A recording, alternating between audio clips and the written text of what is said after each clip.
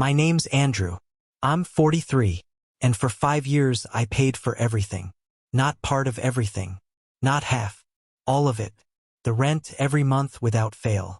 Groceries, stacked in the fridge like offerings they never thanked me for. Insurance, gas, the car Carol drove, the school fees that showed up like clockwork every semester. If a faucet leaked, I fixed it. If Tyler needed cleats, I bought them.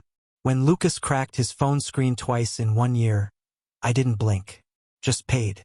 Because that's what men do when they believe they're building something real. That's what I thought we were doing. Building. A modest home just outside Minneapolis, tucked into a street lined with tired trees and mailboxes full of grocery flyers. It wasn't a palace, but I made it livable. I replaced the porch light, painted the siding myself, laid new tiles in the entryway so no one had to step onto splinters in winter. I fixed what was broken over and over again. Carol moved in with her 2 sons, Tyler and Lucas. Teenagers. Moody. Sharp-eyed. All edge. No softness. First, I thought it was normal. Awkwardness, adjustment, the growing pains of blending lives. I kept telling myself that one day they'd come around. They'd see the nights I stayed up balancing our budget, the mornings I drove them to school because the bus was late and the snow was knee-deep. But respect never came. Not even once. They called me the extra guy. Not behind my back. Not when they thought I wasn't listening. Dinner. In front of Jaime. In front of Carol. One night, Tyler said it like it was a joke. Like it was truth dressed in laughter. He was 17 then. Built like his father, angry like him too. He passed the mashed potatoes to Lucas, then said it real casual, like I was just another piece of worn-out furniture. Well, you're the extra guy anyway. The room didn't move. Lucas snorted. Carol sipped her wine and adjusted her napkin. Like it was weather. Like it wasn't her son gutting the man feeding him. I looked at her. Waited. She didn't speak. Didn't lift a finger. Didn't say, "Don't talk to him like that." She didn't say anything at all. And that silence. God, that silence hit harder than the insult. After dinner, I found Jaime sitting on the windowsill upstairs. Her knees were tucked to her chest, headphones in. The plate I'd made her. Roasted chicken, honey carrots, garlic bread, untouched beside her. She didn't look at me when I walked in. Just stared out at the dark trees behind the house like she was searching for a way out that wasn't there. "What's wrong, Bug?" I asked. She slipped one earbud out. Her voice was barely a whisper. "Lucas said we don't belong here, that you're gonna leave." She didn't cry. She just said it like a weather report, like a truth she'd heard enough times to believe. I felt something crack in me then. Something deep. I crouched next to her, held her hand. Told her I wasn't going anywhere. But I was lying. Because something in me had already started packing. I waited until she fell asleep, then went downstairs. Carol was folding towels, the kind of busy work people do when they don't want to be asked hard questions. I asked anyway. "Told you what Lucas said to Jaime?" She nodded. Barely. "And Tyler at dinner?" Her voice was flat. "They're teenagers." "That's it." She kept folding. "Carol, they disrespect me in front of you. They treat Jaime like an outsider. And you say nothing. You let them." She shrugged. "They're not used to sharing a house. Not used to you." 5 years, I said. 5 years. And I'm still a stranger? No answer. "They don't say that to their real dad," I muttered. And that's when she flinched. Just a flicker. But enough. That ghost. That man who gave them DNA and nothing else. He shows up maybe once a year. Sends a card, maybe a check that bounces a week later. And yet somehow, in their eyes, he's still Dad. I'm the placeholder. The bench warmer. The man who pays and prays for a seat at a table where I'm barely tolerated. Lucas once told Jaime, "At least our dad didn't try to force his way into our lives." She told me that a week after it happened. Quietly, like she was ashamed for him. Force my way in. That's what they thought this was? I wasn't forcing. I was lifting, carrying. When the roof leaked, it was me on the ladder. When Tyler broke his wrist on a skateboard, it was me waiting 5 hours at the ER, paperwork in my name. When Carol lost her job for 4 months during COVID, it was me who picked up extra hours, working Saturdays, selling old tools just to cover the light bill. But still extra. Still uninvited in a house I built for them. There's a kind of loneliness that only shows up when you're surrounded by people. I learned that at the dinner table. The way Carol let their insults drift into silence. The way Jaime started eating in her room just to escape the tension. The way Lucas started calling me man instead of my name. You done, man? Where's the charger, man? Can you drop me at practice, man? Never Andrew. Never stepdad. Just man. Like I was a guy off the street with a car and a wallet and no stake in anything. I started noticing the small things. The unspoken boundaries. Carol would schedule family events with her sons and forget to include Jaime. They went to a Twins game last summer. Didn't even ask if she wanted to come. Said they didn't think she'd be interested. They stopped calling her their sister. Started calling her Andrew's kid. That cut deeper than anything they'd said to me. I tried talking to Carol about it. Tried telling her that Jaime was pulling away. That the boys were isolating her. That the house felt like a battlefield where only 2 of us were unarmed. Carol's reply? She's tough. She'll be fine. She said it like we were talking about a dog left out in the cold. But Jaime wasn't fine. She was fading. Her laughter stopped showing up. She stopped wearing the graphic tees she used to love. She started turning down sleepovers, saying the other girls didn't like her. But I think it was just that she didn't like the idea of leaving me alone. We became our own island, her and I. Pancake Sundays. Silent movies on Friday nights. Walking the dog at dusk just to breathe. It was the only part of that house that felt real. But even that came with guilt. Because I was keeping her close to protect her from the rot that had taken root everywhere else. And kids shouldn't need armor to live in their own home. One day, Lucas left his laptop open on the counter. I wasn't snooping. I just walked by and saw the screen lit up. A group chat between him, Tyler, and some school friends. They were talking about the house. One message, "Dude's still here. Still pretending he's our dad." Another, "Mom's too scared to tell him to bounce. It's pathetic." And then, "His daughter's weird. Always lurking. Like she's scared we'll bite." They laughed. Emojis. Jokes. I closed the laptop. I didn't say a word. Just went upstairs, sat on the edge of my bed, and stared at the wall for a long time. I thought about Jaime. About what it would mean if she read those messages. If she saw how invisible she was to the people she called family. I thought about how far I'd fallen. From hopeful to haunted. From trying to build a life to just surviving inside one. And Carol, she was silent through it all. That was her choice. Not to fight. Not to intervene. She called it keeping the peace. But peace that comes from letting your partner bleed isn't peace. It's cowardice. Every time she didn't speak.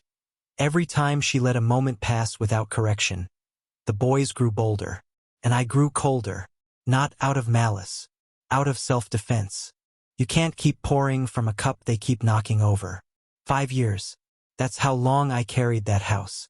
And in return, I was nothing but a shadow cast by their real father's name.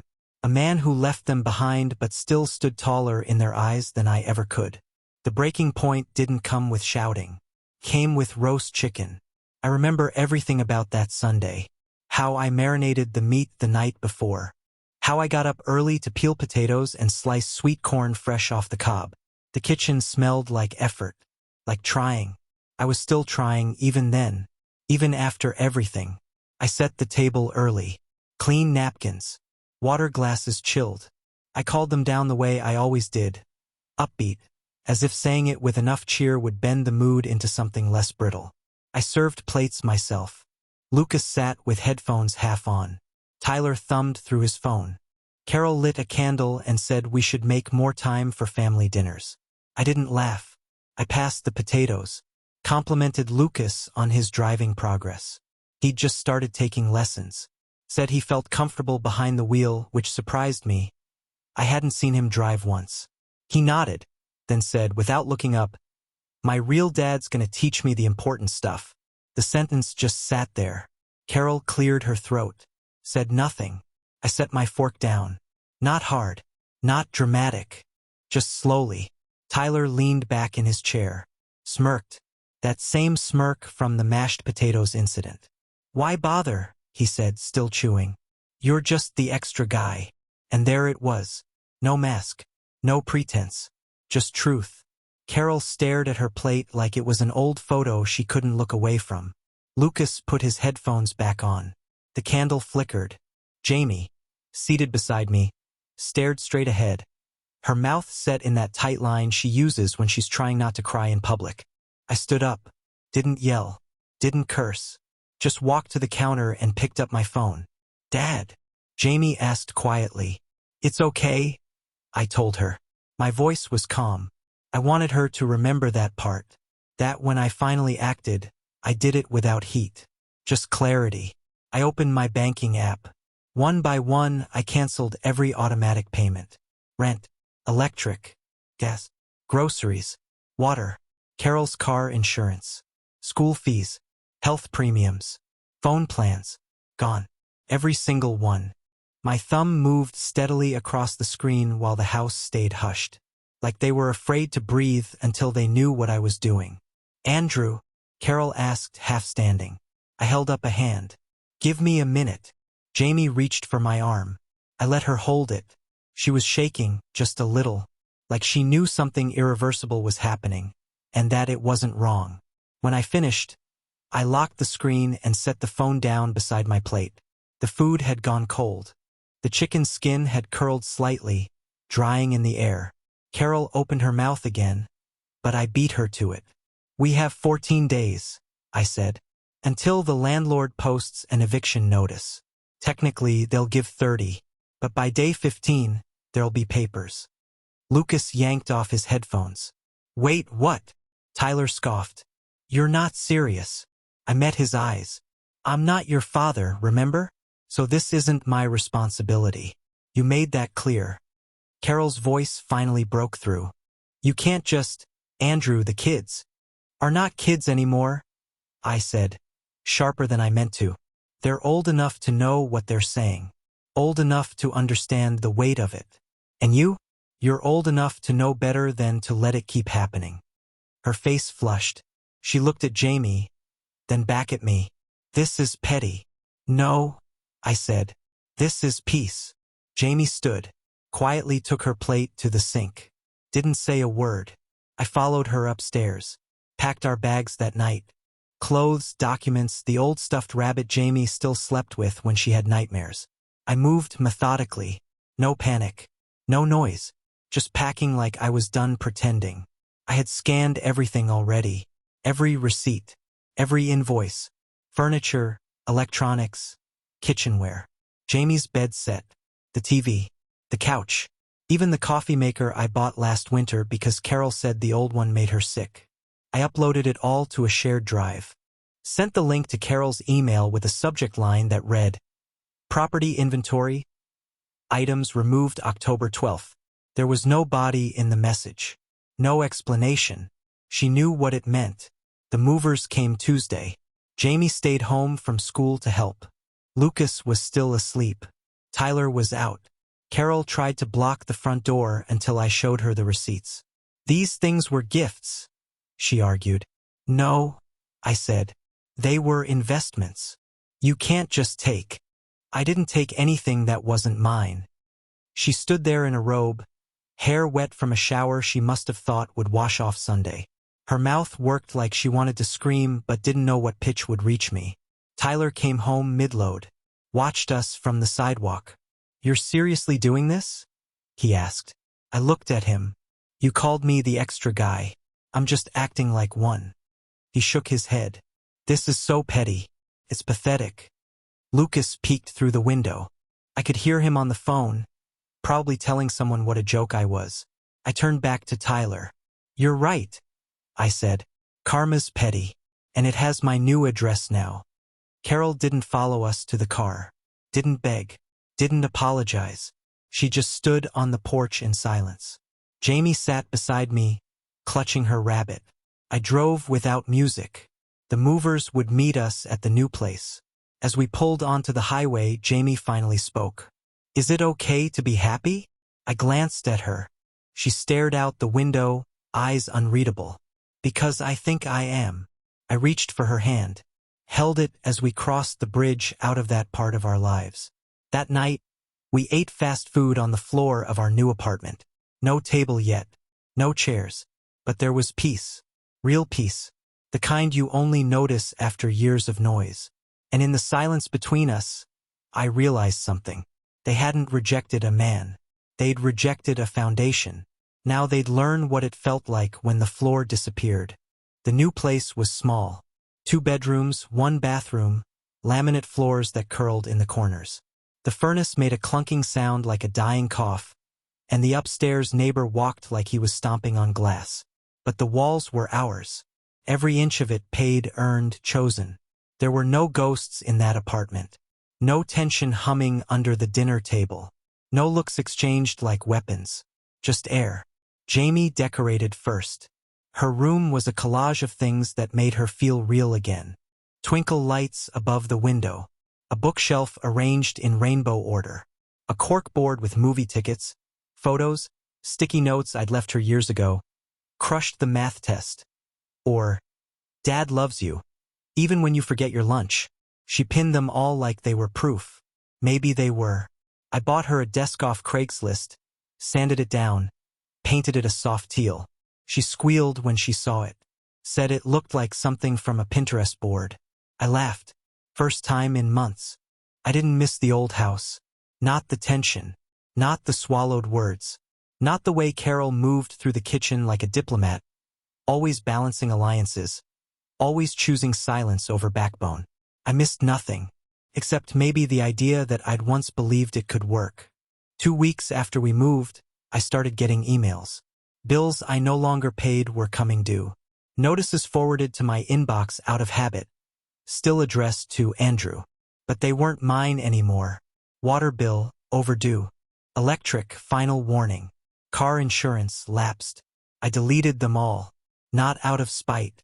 Just boundaries. Then came the first text from Carol. Short. Cold. Did you change the Wi-Fi account password? No greeting. No context. I stared at the screen for a full minute, then replied, yes, it's not my house anymore. No answer. Jaime and I were walking back from the grocery store a few nights later when she tugged my sleeve. I saw Tyler's Instagram, she said. He posted a story, said house got no lights, no heat, no signal. Then he tagged Lucas and wrote, hope karma pays rent. I didn't respond. She waited a beat, then asked, do you think they get it yet? I shook my head. Not yet. The next message came a few days later. This time Carol tried warmth. Or something like it. Hey, can we talk? Things are a little chaotic here. I didn't respond. Not right away. Not until Jaime was asleep and the apartment was dark. Then I wrote back. We talked for 5 years. You just weren't listening. Still no reply. A week passed. Then she showed up. I opened the door to find her standing there in jeans and an old coat I'd bought her 3 Christmases ago. Her hair was unwashed. Her face pale, drawn. The confident edge she used to wear. The one she'd sharpened every time her sons disrespected me and she said nothing. Was gone. Andrew, she said, please, can we just talk? Jaime was in her room. I stepped outside and closed the door behind me. She glanced around the hallway, as if unsure whether to start with small talk or collapse. We can't keep up, she said. I didn't realize how much you covered. Tyler's school is threatening to pull his enrollment over unpaid fees. Lucas is failing most of his classes. The fridge broke. The gas bill is. I don't even know. I said nothing. She looked up at me like I owed her something. Pity, maybe. A soft landing. I just need some advice, she continued. Just until I get a new job lined up. Maybe if you could co-sign for the rent again, just for a month or 2. I held up a hand. No. Her mouth fell open slightly, like she hadn't prepared for that answer. You had 5 years, I said. 5 years to teach them respect. 5 years to tell them I mattered. You chose comfort over courage. Peace over truth. You didn't lose a provider, Carol. You buried one. And now you're here because the cost finally landed on your side of the fence. She flinched. Real. Andrew, I don't owe you another 5 minutes. She nodded slowly, almost like she expected it, or deserved it. When she turned to leave, her shoulders slumped. Her boots thudded softly against the stairwell. She looked like someone walking out of a courtroom after a sentencing. I didn't watch her go. That night, I told Jaime about the visit.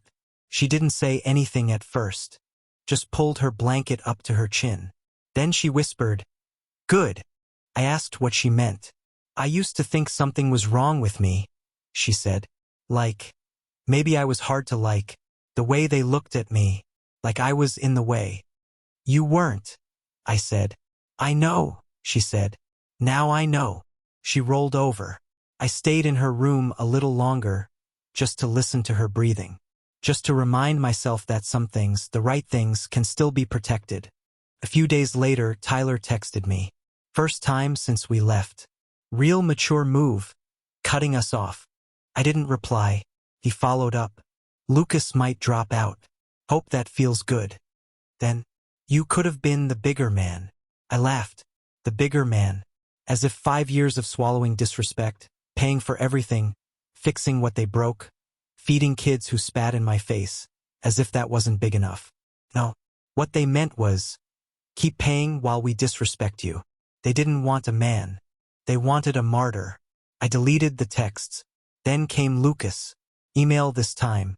"We didn't mean everything we said. Can we start over? Just need help with a few things." I sat with those messages longer, because it almost sounded like remorse. But it wasn't. It was scarcity. Want is not the same as regret. Need is not apology. I never answered. Jaime joined debate club that fall. Her coach said she was scary good. She started talking more at dinner, arguing mock trials with herself in the car, quoting opening statements like scripture. It was the first time I'd seen her love the sound of her own voice again. She told me one night, "It's weird, but it feels like we're not walking on glass anymore." We weren't. We'd stepped off the floor entirely. And while the old house stumbled, while the bills kept coming, while the boys who mocked me were learning how cold the world is without the man they refused to call Dad, Jaime and I lived. Not luxuriously, not loudly, just honestly, with doors that closed gently, and meals that didn't feel like courtrooms, and silence that didn't threaten to bury us. I used to think love was the anchor, the thing that held a home in place. Turns out it's respect. Without it, everything drifts. Slowly at first, then all at once. It's been 9 months since we left. The apartment still smells like paint when the windows are closed. Jaime planted basil in old coffee tins along the sill. Every Saturday morning, she waters them while I make pancakes. It's become a ritual. 2 eggs. 1 overfilled scoop of flour. Her flipping the record to side B while I burn the first batch on purpose, just so she can tease me. We don't speak about the old house much. It surfaces in fragments. A name in passing. A story she tells with that distant tone kids use when they're not sure if they're ready to remember. Sometimes she asks if I miss Carol. I tell her the truth. I miss the woman I thought she was. That seems to satisfy her. I heard through a mutual friend that Lucas dropped out. That Tyler picked up part-time work at a gas station while trying to re-enroll in community college.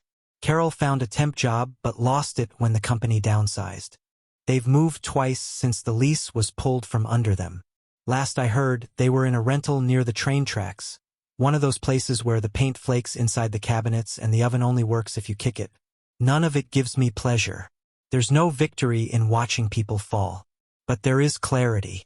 They called me unnecessary, and then crumbled without me. The real father never showed up. Not even when the consequences landed hard. Not when tuition was denied. Not when the lights shut off. Not when Carol sat in parking lots crying into empty job applications. Blood doesn't answer the phone. It's presence that makes apparent. Jaime knows that now. She's different. Fuller. Her shoulders don't hunch at the table anymore. She raises her hand in class. I get emails from her teachers now. Not warnings, but praise. She's a leader. She volunteers to mentor younger students. She speaks with conviction. The girl who once ate in silence now debates state legislation like it's lunch conversation. She can recite a closing argument while microwaving leftover noodles. Her voice is strong. She owns it now. And I found something too. Not joy exactly. Not the kind people write about in magazines. But peace. Stillness. I go to bed without bracing. I eat dinner without holding my breath. I'm not waiting for the next insult, the next dismissal, the next time I'll be reminded that I'm a guest in my own home. Because this home is mine. Every light bulb, every receipt, every chipped mug ours. The silence here is different. It doesn't hum with threat. It doesn't press against your chest. It exhales. Sometimes, though, late at night, I walk past Jaime's room and hear her talking in her sleep. Little murmurs. Sometimes a word. One night, I heard her say, "He stayed." That was all. And I stood there in the dark, my hand against the frame, and felt something loosen inside me. Not grief, not pride, maybe just permission. Permission to let go of the years I spent begging for scraps of decency. Permission to stop trying to translate cruelty into immaturity. To stop mistaking silence for peace. Because silence is not peace. Silence is a verdict. Carol made her choice. She chose ease over truth. To stay liked instead of stepping in. She said nothing when they mocked me. She shrugged when Jaime cried. She never drew a line. So I did. And this is what I've learned. You can't teach respect to people who believe they're above giving it. You can't be enough for someone who thinks your value depends on their mood.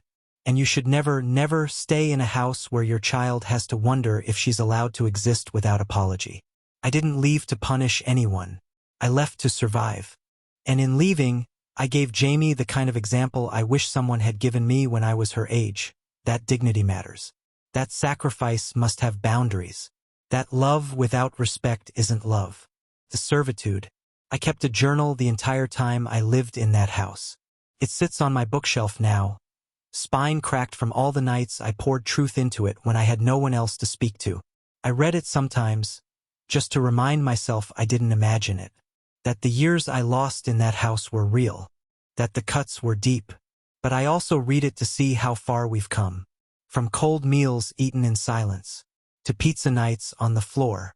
From being the extra guy, to being the only one still standing. Jaime asked me last week if I'd ever date again. She said it carefully, like she was worried it might hurt. I told her I don't know. Right now, our little life is enough. I don't need someone to fill a seat across from me. I need honesty, and quiet that doesn't sting. And a daughter who knows what safety feels like. And I have all three. People say time heals. It doesn't. Time just lets the pain settle enough for you to walk through it without tripping. Healing comes from choice, from drawing a line, from saying, this far, no further. So here we are. We're not a traditional family. We don't have a big house or a picture-perfect kitchen or a holiday card with matching sweaters. But we have honesty. We have freedom. We have each other. And if I could go back, if I had the choice to endure those 5 years again, to pour myself dry for people who only saw me as useful until I stopped being convenient, I wouldn't. I'd still walk. I'd still take Jaime. I'd still choose the silence of truth over the noise of betrayal. Because at the end of it all, respect isn't a bonus. It's the floor. And now we finally stand on solid ground. So I ask you, whoever you are, wherever you're reading this from, was I wrong? Was I cruel to finally step away? Or was it the only way left to teach a house built on my back that I was never just the extra guy? Tell me, what would you have done?